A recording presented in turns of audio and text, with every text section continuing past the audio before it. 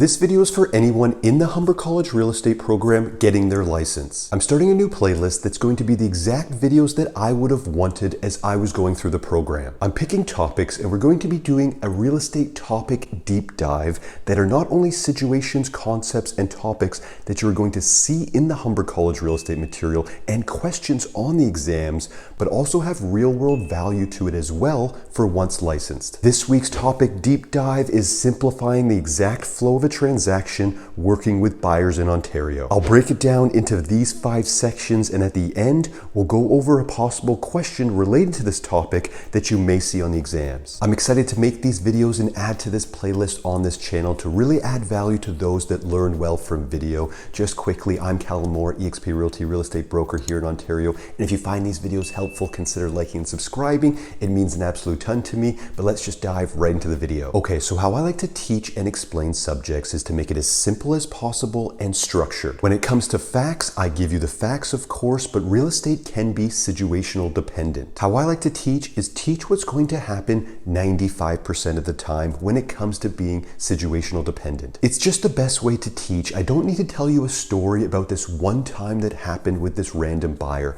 Let's keep it within that 95 to 99% of the time that things will play out. First, qualifying buyers. Over to the Humber material. First, determining the buyer's needs and wants and ensuring any property shown falls within their financial abilities. Essentially, a good order is determine their budget, what area they're looking in, how many beds and baths they need, and then into any special needs. Okay, so special needs can vary, of course, but some buyers of yours will have exact special needs. Myself and my fiance, for example, when we were searching for our first home a long time ago, we had special needs. We needed a garage because we like to travel, so we wanted the car covered during winter if we were away. We wanted an open kitchen concept, and we also ideally wanted it to back onto green space. So our special needs were essentially those 3 things. We needed a garage, we needed an open kitchen concept, and we needed to back onto green space. Okay, so all of this is good. This is their needs, but make sure on these 3 things first. 1, what is their situation? Do they currently rent or own? That is a big one because if they currently own, we want to be selling that property. Find that out first. 2, are they working with another realtor? Let's get that clarified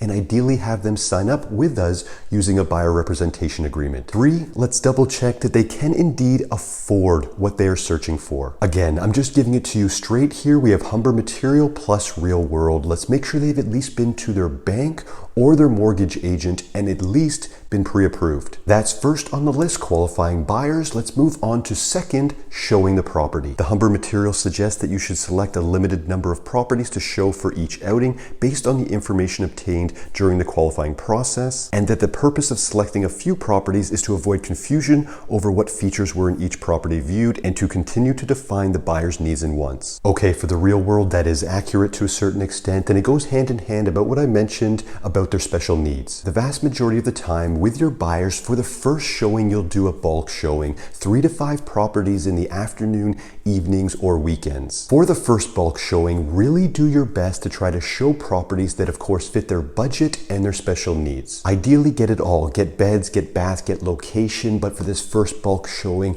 ideally try to get them or at least show them exactly what they ask for. You never know, the search might end very quickly. You might be putting in an offer faster than you think, but more often than not, they will now see what's out there within their criteria, within their budget. For this, we head to each listing, use Showing Time or Broker Bay to set up each showing and make sure we know exactly where these properties are and the distances between each showing for great service and organization. There are a few great things you can do as well on top of that, especially as a brand new agent, like previewing the properties before your buyers get there, or do what I call a raw CMA, a raw comparative market analysis, so you can find out what's happening in the surrounding area and roughly what that property is going to sell for. I go through every single step about this and more in my buyer and seller logistics and actions course. It's in the description below. There's value links down there. You can get it right now while you're in the Humber College Real Estate program, have lifetime access for when you're licensed. But as we continue, let's say hypothetically you've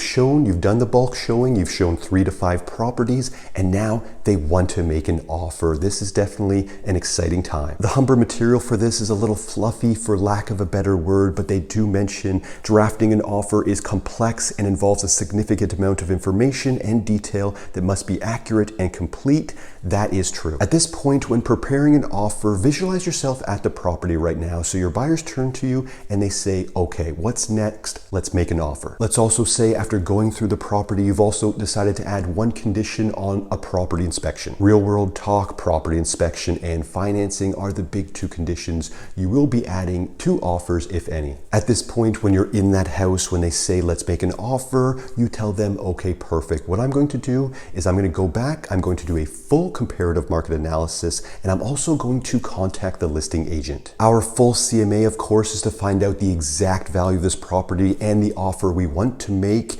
And contacting the listing agent is to feel out the situation. Opening up communication about the property and what has been happening with the listing agent is invaluable. But at this point, let's say we come to an agreed price with our buyers of what we want to offer. We head over to web forms, fill out every form perfectly, move them over to Authentisign, DigiSign, or DocuSign, and put all the signatures and initials in the right place, send them off to our buyer clients, receive back from our buyer clients, send them off to the listing agent as an offer. Again, if you want to learn how to do all of these steps, refer to that course in the description below. At this point in the Humber material, it moves over to presenting an offer. We as the buy side will not be presenting the offer, of course, but still worth discussing. The Humber material says the listing salesperson will guide the seller through the offer presentation and negotiations, analyzing the buyer's offer, ensuring the seller is aware of any conditions or other circumstances. It also talks on accepting and countering, and spoiler, that will be the topic on the question at the end of the video. 5th on the list, as we continue the flow, hypothetically our offer was accepted. This is definitely exciting times. Real world will get copies of all signed documents to our clients and the brokerage.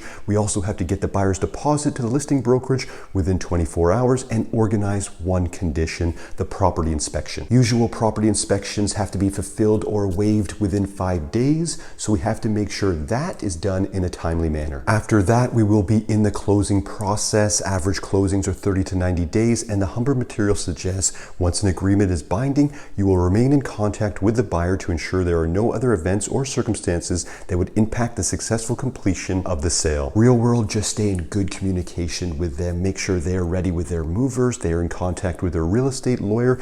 They are aware of the title search date, also referred to as the requisition date, usually 1 to 2 weeks before closing, and of course their actual closing date. As a realtor, start thinking about your closing gift you're going to get to them on closing day, asking for any referrals if they have any, and try to get a testimonial if possible. Deal done here. Collect your big commission check and start investing back into yourself and your small growing business. Okay, great job, guys. Let's dive into a potential question you may see on these exams on this specific topic, and let's use the seller's options during multiple offers. Top left here, you as a salesperson are working with your seller and you have received 3 offers at the same time, both irrevocable for tonight at 11:59 p.m.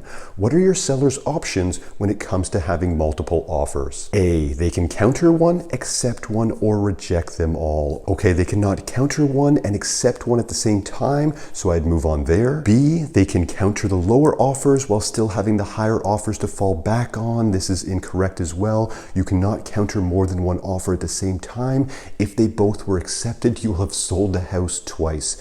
No bueno there. C, they can accept one, counter or reject them all. Incorrect again. You cannot counter more than one offer. And D, they can accept one, counter one, or reject them all. Yes, this is the answer, D, and something that you might see on the exams. What they do in these questions sometimes is they try to trip you up by making them similar but worded a little bit different, and sometimes late in these exams, if you're 3 hours in, 2.5 hours in, these small little worded differently questions and answers can get you. If you're looking for more support on that, look to my Exam Master mini courses in the description below. Everything is down there. Courses 1 through to Sims 2 and the broker exam, as well as just below that, the buyer and seller logistics and actions course from A to Z. All value links for the YouTube family for the time being. I really hope that helped, guys. Humber material plus real world. It's what I would have wanted when I was going through. If you have any questions at all, DM, email, comment on this video. I get back to everyone.